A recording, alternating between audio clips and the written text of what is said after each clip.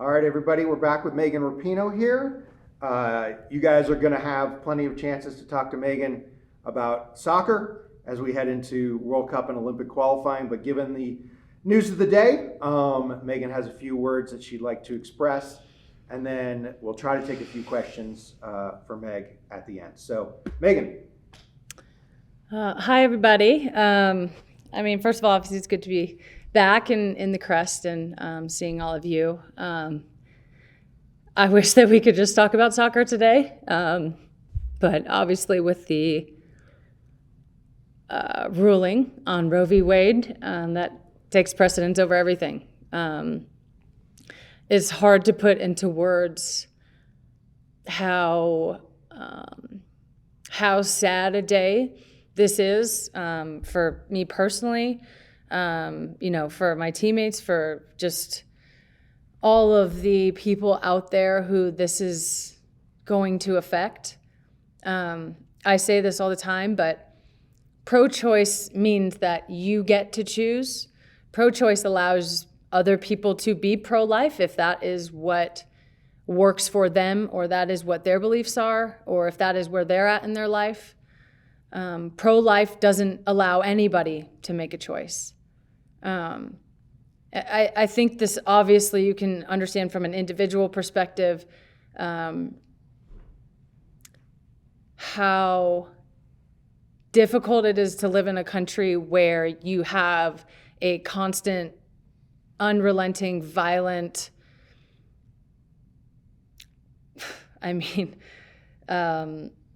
tide against you, an onslaught as a woman. And it would be as a gay person and as a non-binary person, as a trans person, whoever this is going to affect, because it affects a lot more than just women or cis women. It really does affect us all. I think I would just, if people are seeing this, beyond that, I would just encourage people to try to understand the intersectionality of this. I am a cisgendered, rich white woman that lives in two of the most progressive cities in the world, with the protection of not only myself and my resources, but this resource and this protection, as are all of my teammates. Not everyone is afforded that. We know that this will disproportionately affect poor women, Black women, brown women, immigrants, women in abusive relationships, women who have been raped, women and girls who have been raped by family members, who, maybe just didn't make the best choice. And that's no reason to be forced to have a pregnancy. It will completely exacerbate so many of the existing inequalities that we have in our country. It doesn't keep not one single person safer. It doesn't keep not one single child safer, certainly, and it does not keep one single, inclusive term, woman safer. We know that the lack of abortion does not stop people from having abortions. It stops people from having safe abortions. I would encourage people to understand all of the different aspects that overturning Roe v. Wade will have on so many, actually on everyone in the entire country. I just can't understate how sad and how cruel this is. I think the cruelty is the point, because this is not pro-life by any means. This way of thinking or political belief is coupled with a complete lack of motivation around gun laws. It comes with pro-death penalty. It comes with anti-health care, anti-prenatal care, anti-child care, anti-pre-K, anti-food assistance, anti-welfare, anti-education, anti-maternity leave, anti-paternity leave. This is not pro-life. And it's very frustrating and disheartening and frankly just infuriating to hear that be the reason that people are wanting to end abortion rights and end this vital aspect of a woman's not only health care and general like basic safety in this country, but her bodily autonomy.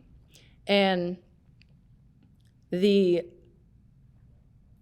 right to freedom and the pursuit of happiness and liberty is being assaulted in this instance. And it's just incredibly disheartening. There are an infinite amount of reasons why a woman chooses to do what she does with her body or what they do with their body, none of which are anybody else's business. And I just, again, like, it's just so disheartening and so sad because some people will be okay, but most people will not. Most people are not in a position or have the resources or whatever the case may be to protect themselves. And so to have the entirety of the US government say to people's faces, say to women's faces, we do not care. We are going to force our belief system, which is deeply rooted in a white supremacist patriarchal Christianity. We are going to force that upon you. First of all, your religion is a choice, and it is a belief that you have. It is not my belief, and it is not many people's beliefs, and it certainly is not the law of the land, and it certainly,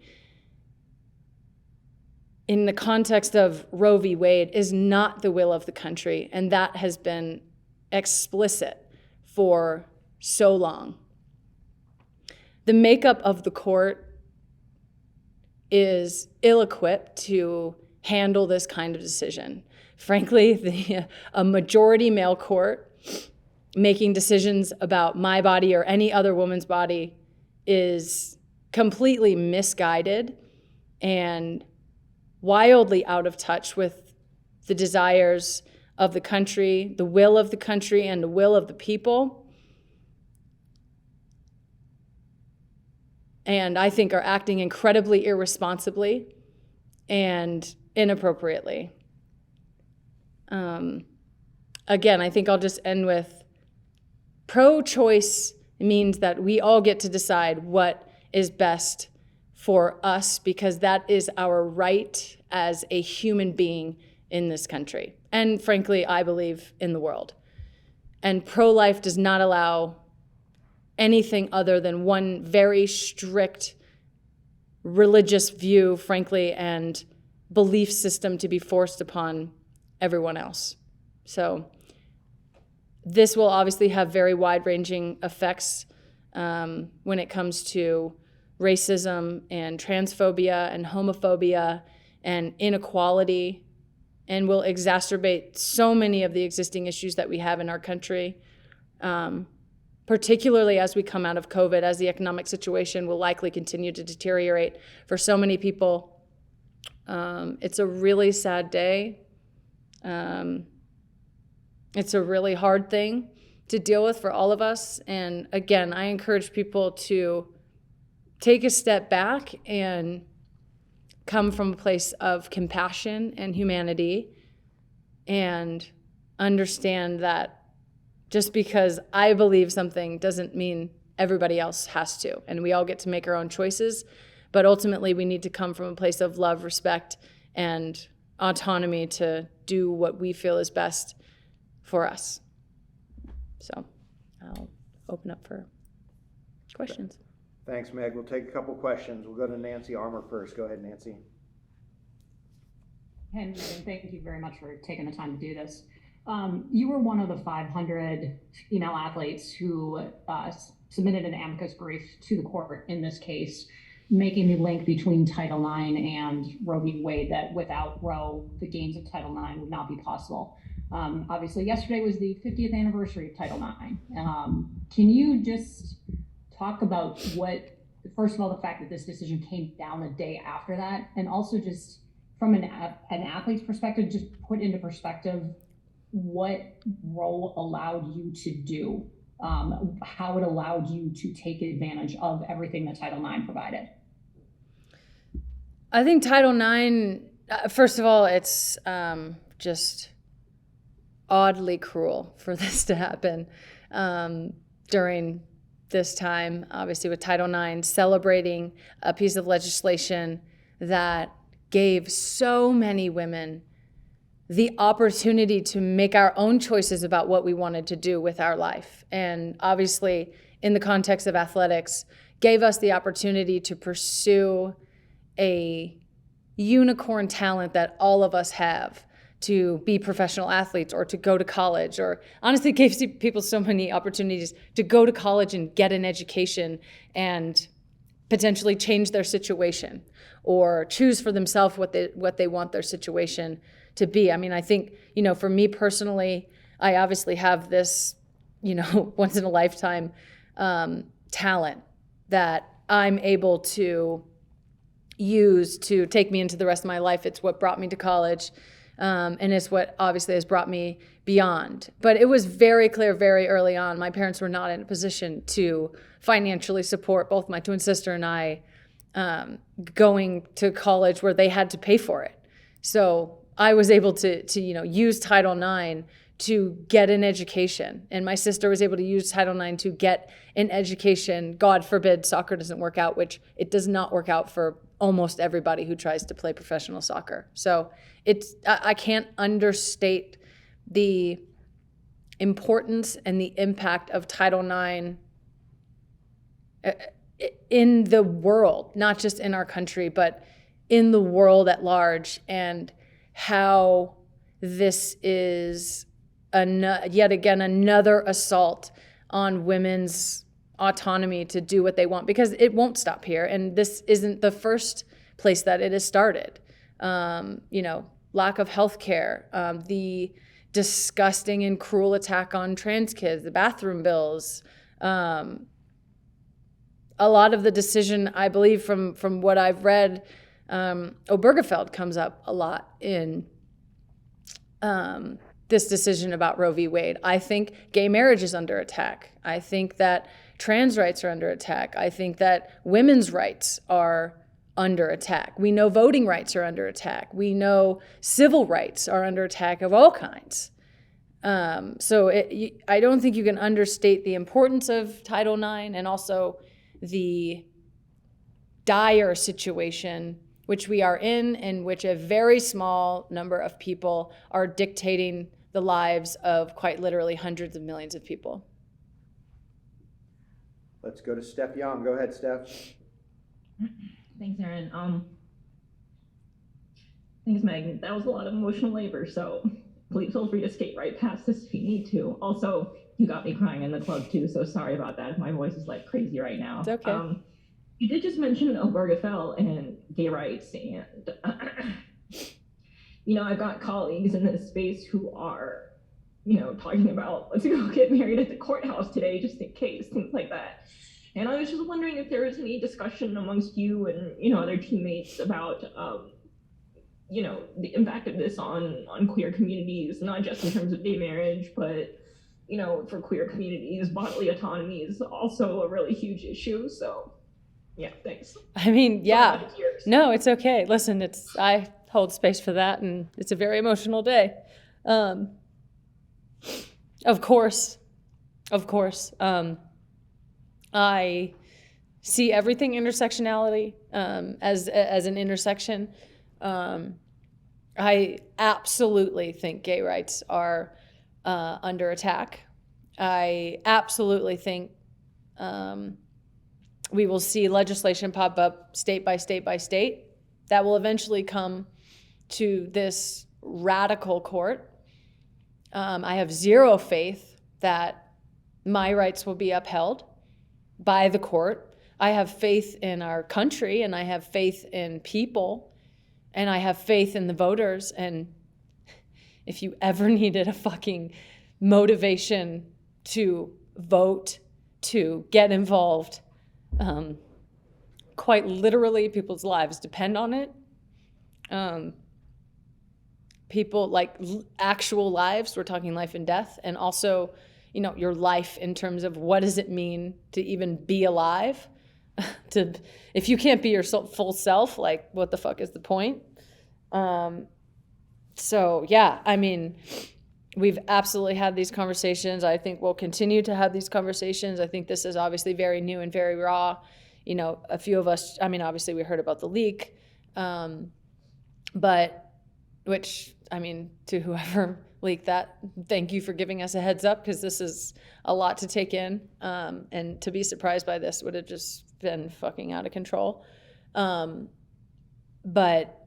yeah, people are scared, and it's like, for me, I'm scared because this is just awful. And I know how important it is for me to express myself and to be who I am. And, but I'm going to be fine. I said that. I'm rich and white and super privileged and famous and live bi-coastally. I will not be subjected to so much of the impact that this will have, but other people are not that lucky, and they will be affected immediately.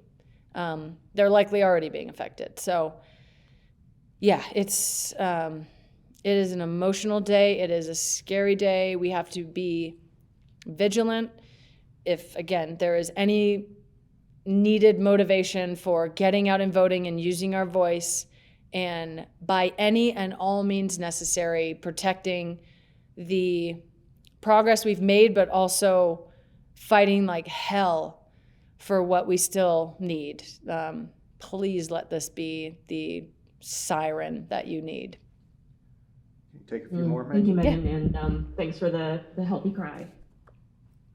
All right, we'll go to Grant Wall. We'll take a few more for Megan. Go ahead, Grant. Hi, Megan. Your team plays in Utah in a couple of days. I'm not sure what the laws are in Colorado. My understanding of Utah is that they have some sort of trigger law, anti-abortion law, that goes into effect. What do you want to see U.S. soccer do when they schedule games in certain locations in states that have anti-abortion laws? How do you feel about playing in Utah in a few days? I mean, obviously, we're not moving the game, and we're not protesting the game. I think, as you guys have seen, the most powerful thing we can always do is show up and not only express our, supreme skill and talent and joy on the field, but to be able to have that platform.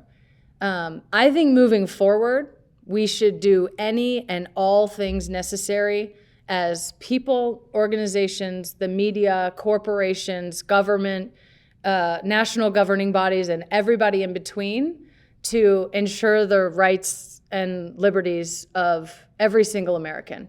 So I don't know exactly what that looks like.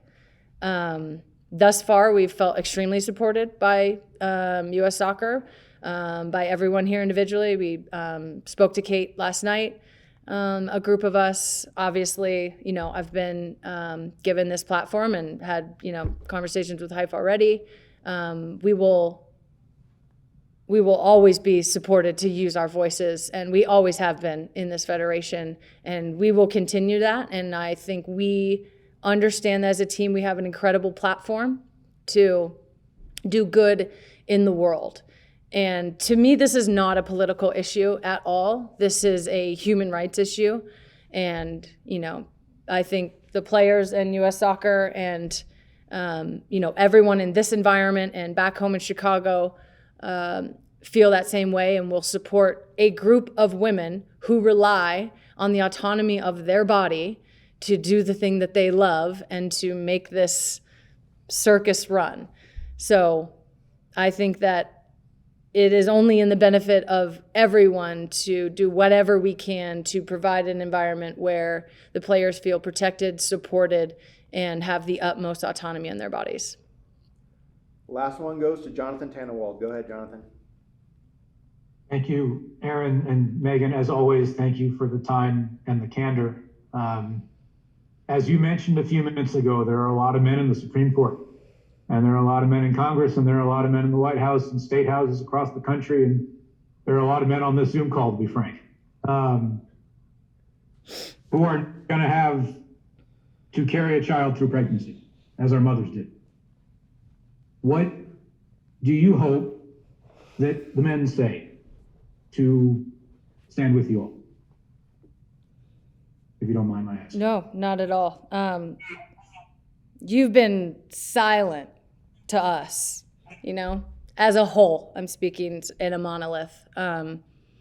You stand up, say something like, this is your wife, this is your sister, this is your friend, this is your girlfriend, this is the mother of your children. This is all of us. And you are allowing a violent and consistent onslaught on the autonomy of women's bodies, on women's rights, on women's minds, on our hearts, on our souls. We live in a country that forever tries to chip away at what you have innately, that what you have been privileged enough to feel your entire life. So I should not be the loudest voice in the room. No woman should be the loudest voice in the room. This is what allyship looks like. This is what, frankly, doing the right thing looks like. If not for men, we would have none of these laws. We would have none of the inequality in terms of gender rights and this sort of onslaught of abortion rights and the onslaught on abortion rights. None of this would be happening. We did not do this ourselves. And I would take it personally, what I'm saying, as an accusation, as a come to Jesus moment, as a look in the mirror. You are complicit in all of this. And you also have the opportunity to do better every single day. You have the opportunity to show up, make your voices heard, whether that's in the workplace, on a media Zoom, in stadiums, in your family, the way that you vote. It is not a women's issue. It is everyone's issue. So this is a call out, but also a call in. We are always willing to have more support and more voices. We clearly cannot do this on our own with the composition of the power structure in our country. And frankly, that falls on you. All right, everybody. Thanks so much for joining us. Thank you very much, Megan. Mm-hmm. And we'll talk to you all tomorrow. Thank you, everybody.